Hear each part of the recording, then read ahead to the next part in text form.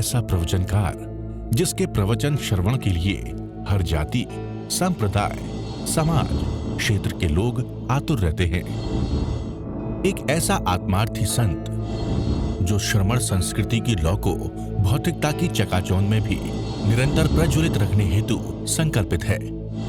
एक ऐसा आध्यात्म योगी जो अपनी ध्यान साधना के द्वारा पूरे विश्व को सुख, शांति, समृद्धि का मार्ग दिखा रहा है। एक ऐसा समाज सुधारक जो अपनी परंपराओं के निर्वहन के साथ सामाजिक विसंगतियों, कुरीतियों, आडंबरों पर वैज्ञानिक तरीके से प्रहार कर रहा है। ऐसे महान व्यक्तित्व का नाम है आचार्य सम्राट पूज्य श्री शिव मुनि जी महाराज साहेब।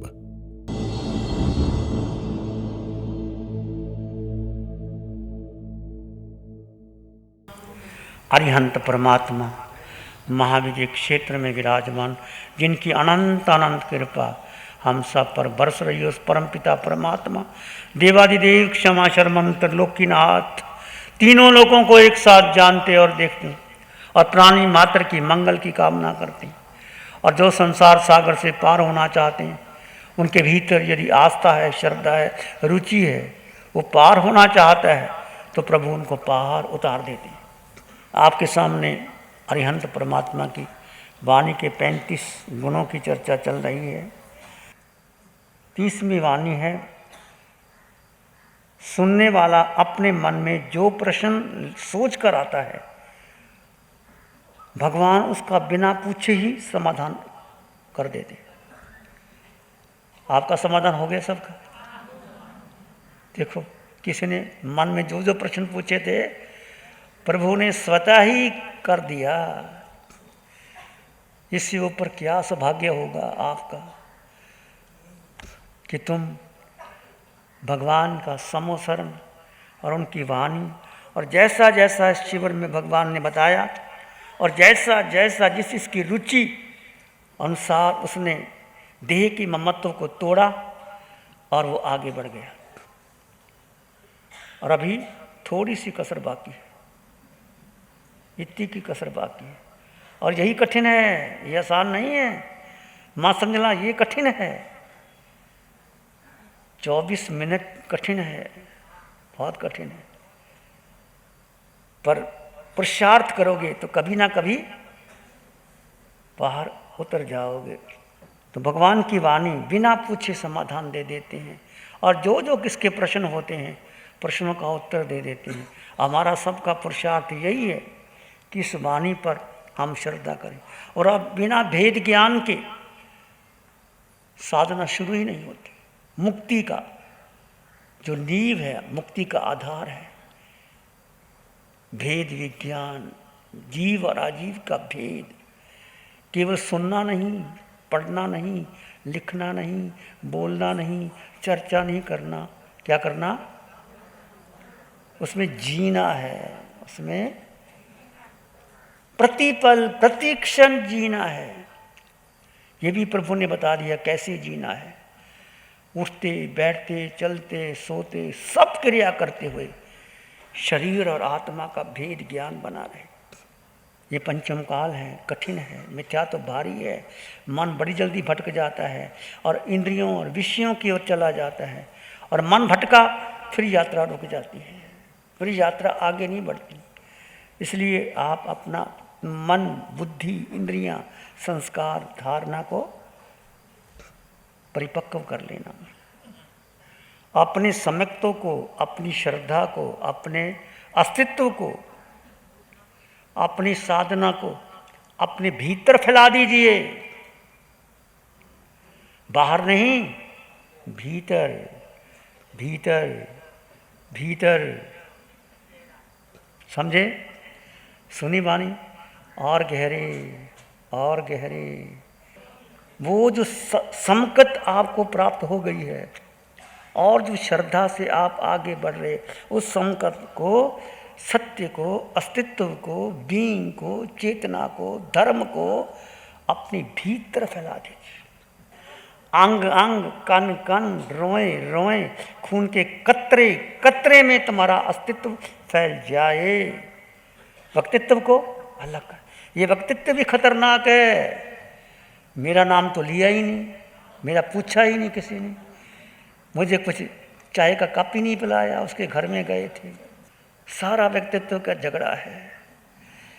तुमने नए कपड़े पहने हो, किसी शादी में गए हो, तुम्हें किसी ने पूछा ही नहीं ये कपड़े कहाँ से खरीदे, ये अंगूठी कहाँ से ली।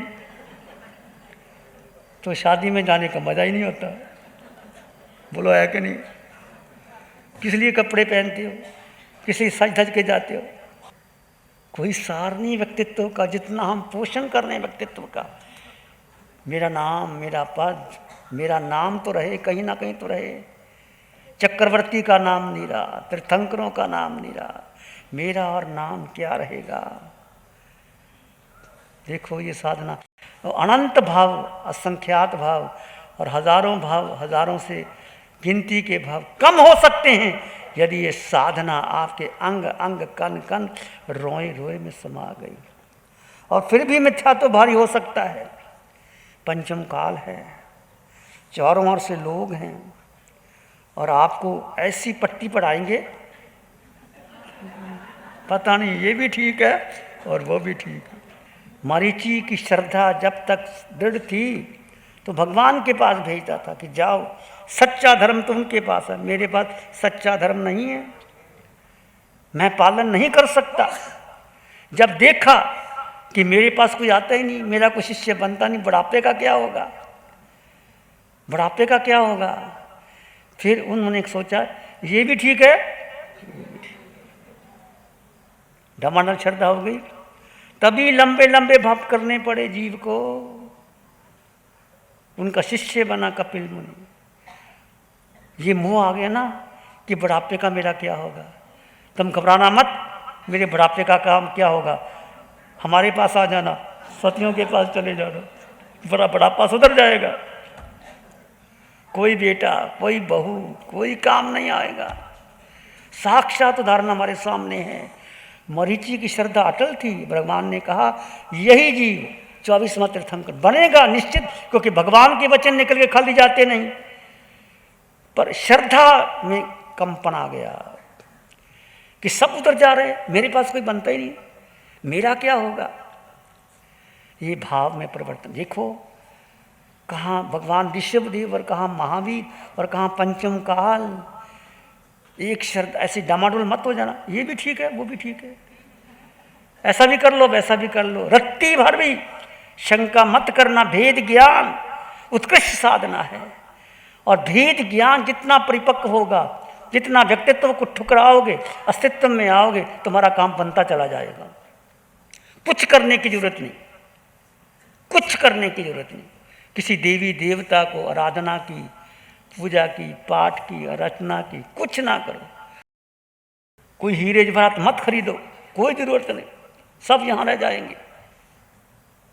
असली हीरा, समकत का हीरा, ये तुम्हें मिल गया है, इसको संभाल के रखो। इसलिए अपने समकत को अपने भीतर फैला दीजिए। माना कि भव भवों के संस्कार विचार बनकर आ रहे हैं, माना आ रहे हैं, आपके भी आते हैं। अपने विवेक से यहाँ विवेक आता है। सत्य क्या है, असत्य क्या है, विचार किसके हैं, मेरे हैं, आत्मा के हैं। आत्मा कभी विचार करती है। यहाँ भेद ज्ञान कीजिए। माना कि भव भवों के संस्कार आएंगे तुम्हारे भीतर, वो ढुलायमान करेंगे, परंतु उस समय अपना विवेक लगाइए। विवेक से उस धारा को आगे ले जाए और ये खंडित कर दीजिए। विवेक एक ऐसी चाबी है, एक मूर्छ, चाहे कैसा भी कर्मोदय में आए। क्या करोगे? कैसा भी कर्मोदय में आए, आप क्या करोगे? अपना स्वभाव नहीं छोड़ेंगे। तुम्हारा स्वभाव क्या है? आनंद में रहना, मस्ती में रहना। कुछ हो जाए, मौत आ जाए, आज आ जाए, परिवार के लोग साथ दें ना दें, मान हो अपमान हो, सुख हो दुख हो, पीड़ा हो लाभ हो, क्या करना? आनंद में रहना, मस्ती में रहना। भगवान आनंद में थे कि नहीं? बोलो। हाँ, हम आनंद में रहते हैं, मस्ती में रहते हैं। चाहे कैसा भी कर्मोदय में आ जाए, आप अपना स्वभाव यानी आनंद पहला सूत्र क्या? अनंत शांति वर्ग, आनंद हमारा स्वभाव है। आत्मा का सब अनंत, क्योंकि गुण है हमारा। अनंत ज्ञान, अनंत दर्शन, अनंत आनंद कहो, सुख कहो, शांति कहो, एक ही पर्यायवाची शब्द है। शांति कहो, आनंद कहो, ज्ञान कहो। तो पहला क्या बताया गया था? आनंद हमारा स्वभाव है। Bliss is our nature, bliss anand. शांति हमारे भीतर है, पीस इज इनसाइड, ज्ञान हम स्वयं हैं। बात वही है, बात वही है। पर आत्मा के निज गुण हुए तीनों के नहीं। आनंद हमारा स्वभाव, आत्मा का गुण क्या? आनंद। शांति क्या है? भीतर। और ज्ञान हम स्वयं। अनंत ज्ञान, अनंत दर्शन, अनंत सुख, अनंत शक्ति हम स्वयं हैं। उसमें रहना है, उसमें जीना है। धर्म जीने के लिए कहते हैं। आगे हम समझते थे, हम भी सोचते थे अच्छा प्रवचन कर लिया, अच्छी लोग आ गए, चमासा सफल हो गया, इससे कोई सफलता का माल तेल नहीं। तुमने कितना जिया भेद ज्ञान में, और अभी भी जी नहीं जी रहे। कहीं ना कहीं कमी आ जाती है। चार लोग प्रशंसा करते हैं, हम भी मुंह में आ जाते हैं, ये श्रावक बड़ा अच्छा है, हमारी कितनी सेवा करता है। ये मिथ्या तो भारी हो जाता है कभी कभी। और हम अपनी बात करते हैं, तुम्हारी बात नहीं करते। हमारा भी ऊपर मिथ्या तो कभी कभी आ जाता है। पंचम काल है, कठिन है मन को समझाना, बुद्धि का निर्णय लेना। पर यदि तुम्हारा भेद ज्ञान आगे बढ़ता गया, ये धीरे धीरे टूटता चला जाएगा, टूटता चला जाएगा। और कहिए अनंत पुद्गल है। समझिए अनंत पुद्गल का मतलब क्या होता है? ये संसार, ये सारे शरीर पुद्गल ही हैं। ये शरीर जो बना है, माता पिता, बहन भाई, पुत्र, पति पत्नी, मित्र, सारा संसार अनंत पुद्गल का है। पुद्गल और चेतना में अंतर है। अनंत पुद्गल, पर आत्मा का एक भी पुद्गल नहीं है।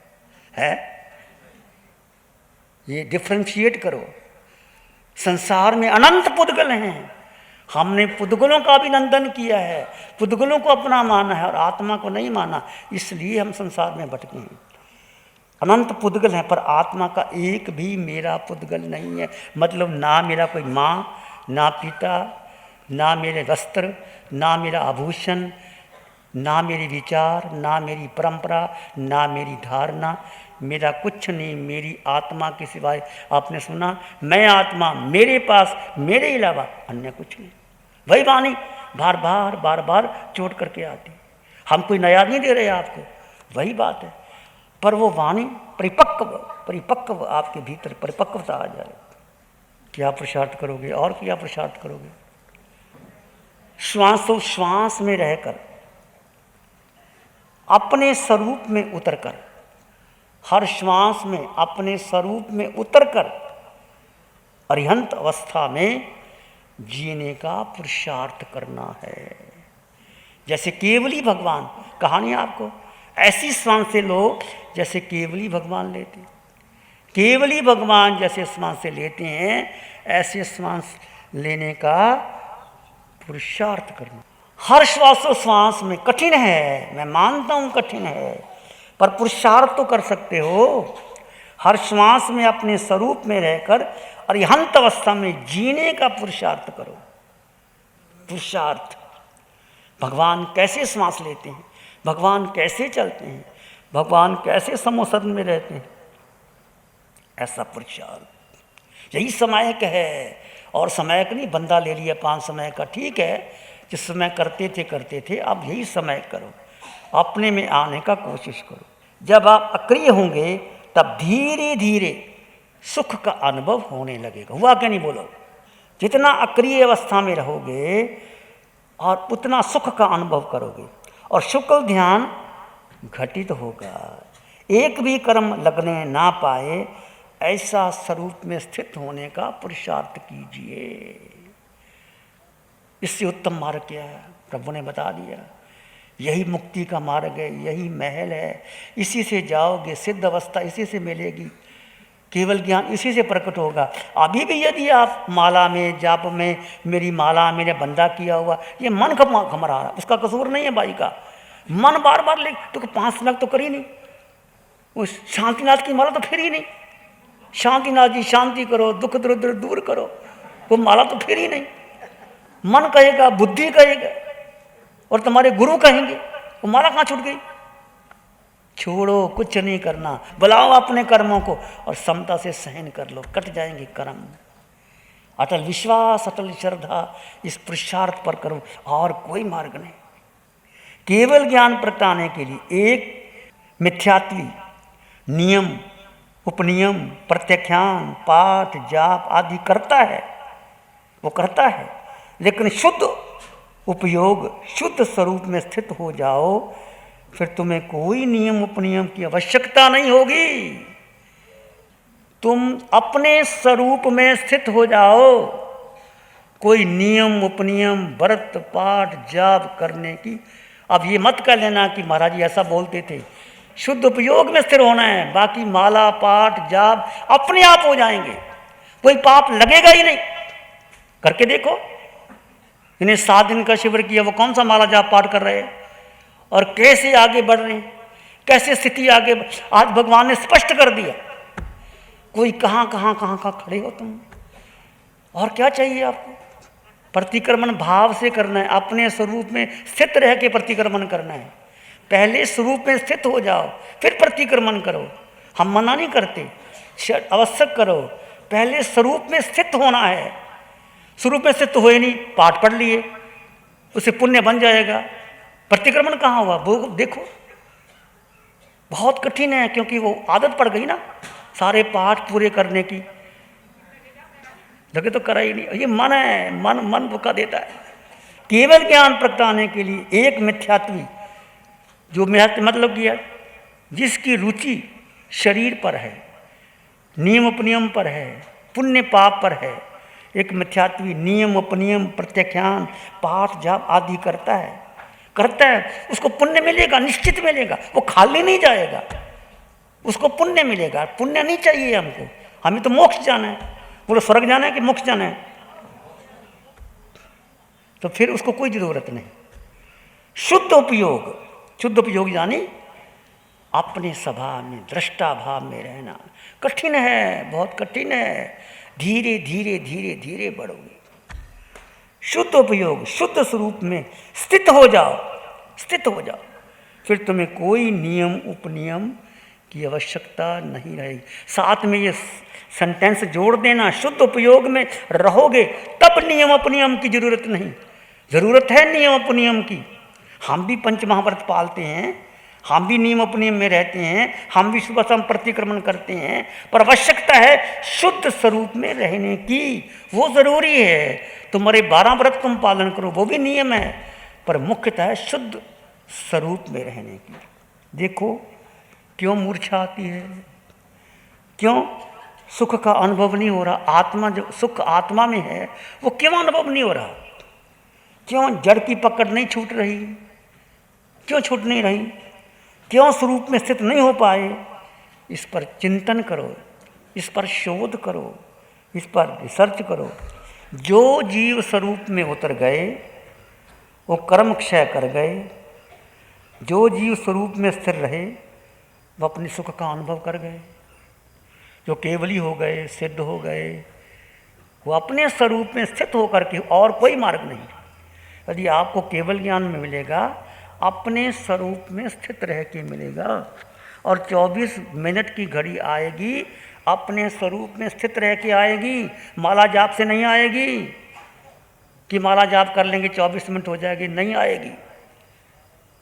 माला जाप में मन कहाँ रहता है, मन बुद्धि, इतना मेरा पाठ हो गया, इतना कैलकुलेशन करते रहते, ये मन के पार बुद्धि। जब देहातीत अवस्था आती है, जब मन बुद्धि के पार चले जाते, आत्मा का आत्मा में एक श्वास भी टूटता नहीं है, 24 मिनट की घड़ी आती है, तो आपको क्षायक संकेत हो जाती है। क्षायक संकेत हम नहीं जान सकते, केवल ही जानते हैं। हम नहीं बता सकते किसी, हमारे पास कोई अथॉरिटी नहीं है, मैं किसी की अथॉरिटी नहीं ले सकता, केवल ही भगवान बताएं। जैसे आज केवल ही भगवान ने सारी स्थिति क्लियर की, हम नहीं कर सकते। ये कि केवल ही भगवान अपने ज्ञान में देखते हैं।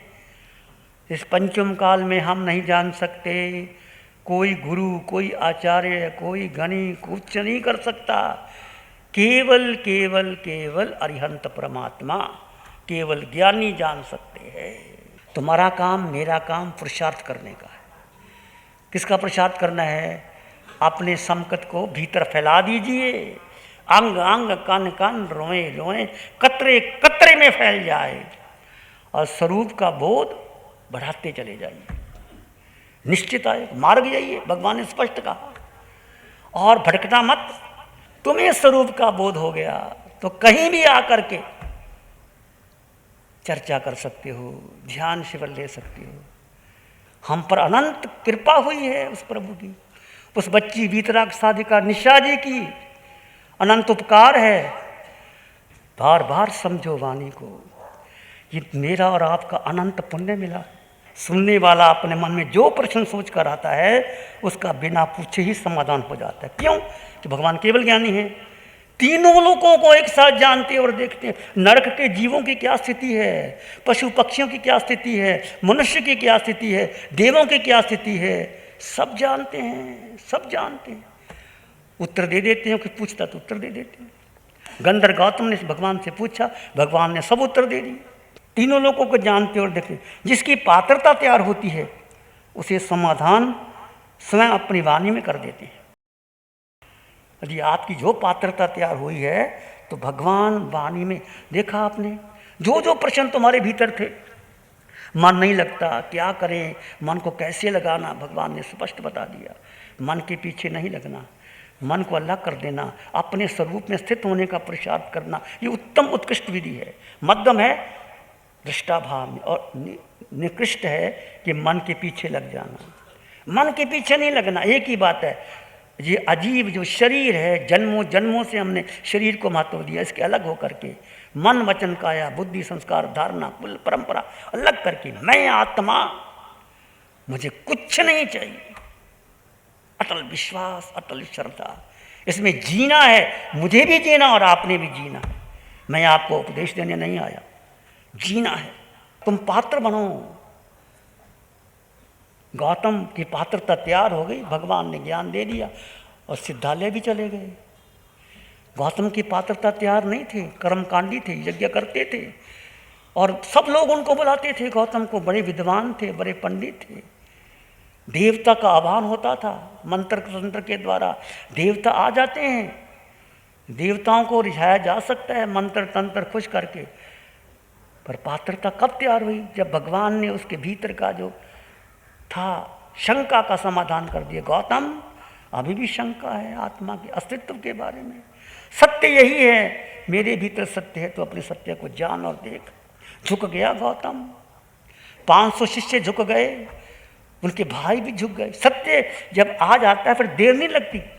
फिर गौतम घर नहीं गए अपनी पत्नी से पूछने के लिए कि अपने माता पिता से कि मैं जाऊं कि ना जाऊं, सीधा भगवान के चरणों में आ गए, सत्य मिल गया। ऐसे जीव थे, ऐसे समसरण होता, ऐसे भगवान थे। पर हमारा भी कितना सौभाग्य है कि कुछ ना होते हुए भी प्रभु की कृपा बरस रही। और क्या चाहिए? बस पात्रता तैयार करो, पात्रता तैयार करो और तुम्हारी पात्रता होगी, निश्चित मिलेगा। मैं ये कहता निश्चित मिलेगा। और मुझे मिला है, मेरा अनुभव है। पहले मैं बहुत भटका था, बहुत भटका था, मुझे साधना नहीं मिली थी। सब जगह मैं गया, सब जगह हाथ जोड़े, मुझे लेने में कोई संकोच नहीं होता था। कोई आ जाता मैं ले लेता था। बताओ, आचार्य आनंद ऋषि जी को देखो, इतने महान संत, और कोई विद्वान आता उनको ऊपर बैठा देते, आप नीचे बैठ जाते। तुम्हारे में पात्रता है? विनय सीखो, अहंकार मत रखो, रिचु बनो, सरल बनो, गुणग्राहकता लो, पार हो जाओगे। और जब व्यक्तित्व की बात छूटती है, अस्तित्व में आती है, तुम्हारी पात्रता तैयार होने लग जाती है। जिसकी पात्रता तैयार होती है उसे समाधान स्वयं अपनी वाणी में कर देते हैं। भगवान के समसरण में जो जाता है, जिसका काल पका होता है, भगवान की वाणी निमित्त बनती है। तुम्हारा काल पका होता है, भगवान की वाणी निमित्त। भगवान उसके मन की बात, कल्याण की बात कह देते हैं, जाओ काल पक गया है, तुम आओ। और भगवान के समसरण में आकर के हजारों लाखों लोग दीक्षा ले लेते हैं। श्रावक व्रत ले लेते हैं, केवल ज्ञान प्रकट हो जाता है। भगवान तो जानते हैं, भगवान केवल उपदेश देते हैं, भगवान कर्ता भाव नहीं आते, दृष्टा भाव नहीं आता है। कभी सुना किसी तीर्थंकर ने मैंने लाखों लोगों को तार दिया, मैंने उसको मोक्ष पहुंचा दिया? कभी नहीं। अरिहंत परमात्मा सिमंदर स्वामी भगवान आने वाली 24 के 7 में 8 में तीर्थंकर तक 84,000 वर्ष तक और रहेंगे, उसके बाद मोक्ष जाएंगे। कितने लोगों को तारेंगे? हमारे जैसे लोगों को कितनों को तार देंगे? तुम एक ही मंगल कामना करो, प्रभु सत्य मिल गया और सत्य को मैं परिपक्व कर लूँ।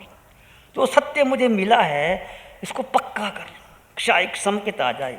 फिर जैसे धागे में सुई पिरोई होती है ना, पढ़ा है ना दृष्टांत, तो घूमती नहीं, ऐसे जब क्षायिक संकेत आ गई तो निश्चित तुम जाओगे।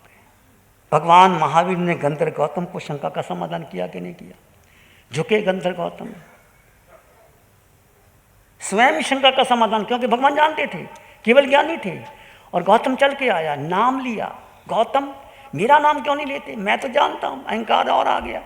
फिर कहा गौतम अभी मन में शंका है, मैं आत्मा, मैं जी रहा हूं उसमें, तुम जियो, शंका निकाल दो। जब केवली के वचन, भगवान के वचन लगते हैं तो सारा मिथ्या तो टूट जाता है, क्षण क्षण टूट जाता है मिथ्या। ऐसे मेघ कुमार, रात को विचार आया, भगवान ने बता दिया, मेघ घर जाना चाहते हो, घर जाना चाहते हो, राजकुमार थे, वापस जाना चाहते हो? मेघ कुमार तो सोच के आया था, लो ये आगे पात्रे, मैं घर जा रहा हूँ, मुझे नहीं चाहिए ये। और जैसे भगवान को वंदन करने गया, मेघ 2.5 दिन की दया करी, एक जीव को बचाया, तुम राजकुमार बन गए, तुम साधु बन गए, फिर जा रहे हो, बदल नहीं। ऐसा भगवान निश्चय की बात करते, व्यवहार की बात नहीं करते, निश्चय की बात करते हैं, व्यवहार की बात गौण करते। कभी भगवान ने व्यवहार की बात की, तुम्हारे घर में ऐसा हो जाए, ऐसा कर लो, ऐसा हो जाए तो ऐसा कर लो, कोई मंगल की कामना, कुछ नहीं, केवल निश्चय आत्मा। देखो 4 महीने आप साधना सुन रहे हैं, जितने शिविर किए, क्या एक आत्मा के सिवाय भगवान ने कुछ कहा? तुम ही देख लो, साक्षात वाणी आ रही है कि नहीं, तुम ही देख, एक आत्मा के सिवाय भगवान ने कुछ कहा? और सब कुछ आत्मा में समा गए, कह दिया। यही आत्मा सिद्धा ले जाएगी, यही आत्मा केवल ज्ञान प्रकट करेगी, यही आत्मा सब कर्मों को तोड़ देगी। कब? जब अपनी सभा में स्थिर हो जाए। हमें यही मिली है, यही कह रहे हैं। पहले मैं भी उल्टे पुल्टे बातें करता था, अब सब आत्मा की बात ही करता हूँ। कोई माने ना माने, मेरे पर भी लोग कहते थे ये महाराज कैसे ये आत्मा की बात करते हैं। मैं कहा भाई मेरे पास तो कुछ है ही नहीं, आत्मा के सिवाय तुम्हारे पास आत्मा के सिवाय है क्या? बोलो क्या है तुम्हारे पास आत्मा के सिवाय? कहते मेरा नाम नहीं लिया। नाम किसका लेना? आत्मा का नाम होता है। तुम भी आत्मा, मैं भी आत्मा, आत्मा से परमात्मा बनो, सभी समस्याओं का समाधान हो जाता है। कब? तुम स्वयं में स्थित हो जाओ, सारी समस्या का समाधान हो जाएगा। और इसको, अपनी परंपरा को तोड़ना पड़ेगा, निकलना पड़ेगा। कुछ चाहते हैं निकलना, पर वो अपने बंधनों में ऐसे फंसे हुए हैं, लोग क्या कहेंगे, कहाँ जाएंगे, कैसे होगा। वो तोड़ो लोगों की बात, आ जाओ मैदान में, चल के आ जाओ, कोई लोग कुछ कहने वाला नहीं। आत्मा में अनंत वीर है, कौन टिक पाता है तुम्हारे आगे? अनंत वीर है।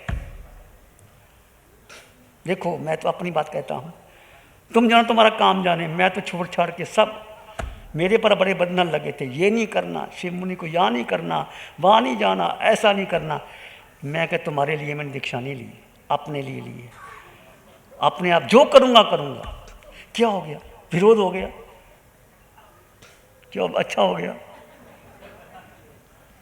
और निश्चय मानो, जब तुम इस मार्ग पर आओगे तुम्हारा निश्चित विरोध होगा। तुम्हारे घर वाले विरोध करेंगे, तुम्हारा बेटा, तुम्हारा पति, तुम्हारी पत्नी, तुम्हारे संबंधी, वो विरोध। और जब तुम्हें शादी में जाना होगा सब साथ जाएंगे।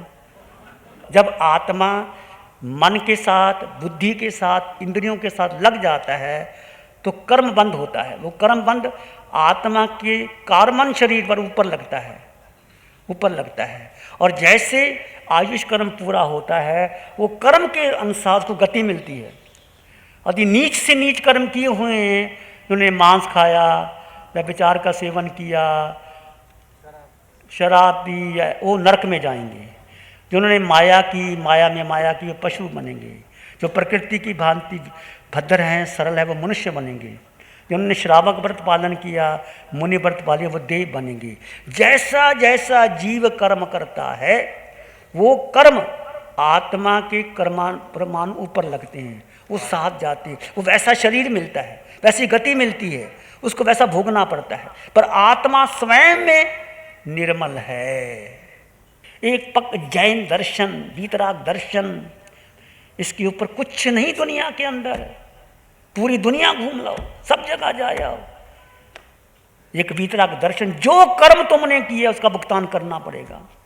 भगवान महावीर को करना पड़ा, भगवान ऋषभदेव को करना पड़ा, गज सुकुमाल को करना पड़ा, चंदना को करना पड़ा, और मुझे भी आपको करना। इसलिए कर्मों से बचो और ये ध्यान शिविर कर लो, कर्म टूट जाएंगे।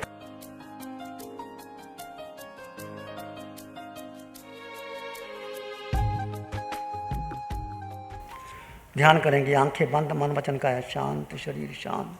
सिर के सिरे से पांव के अंगूठे तक अपने भीतर शुद्ध चेतना का एहसास कीजिए। तुम केवल केवल केवल आत्मा हो।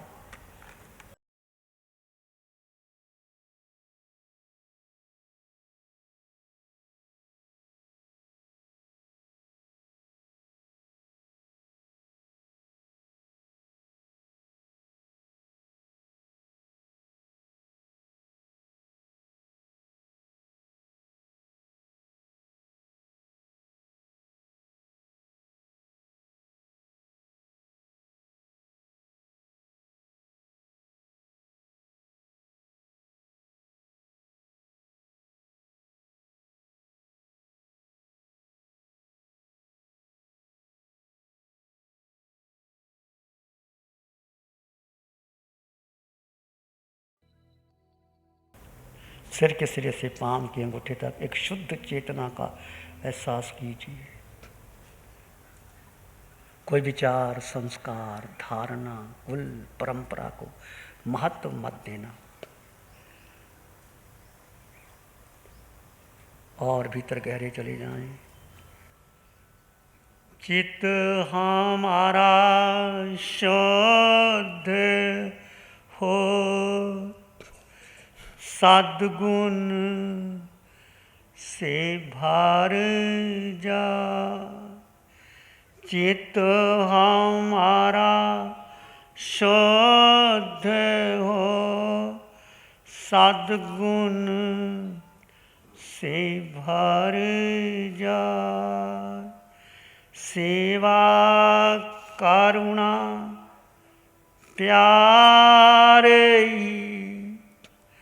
मन मानस लहरा।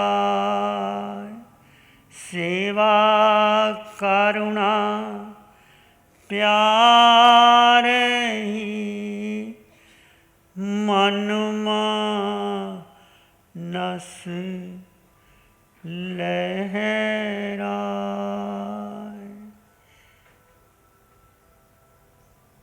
इस विस्तृत संसार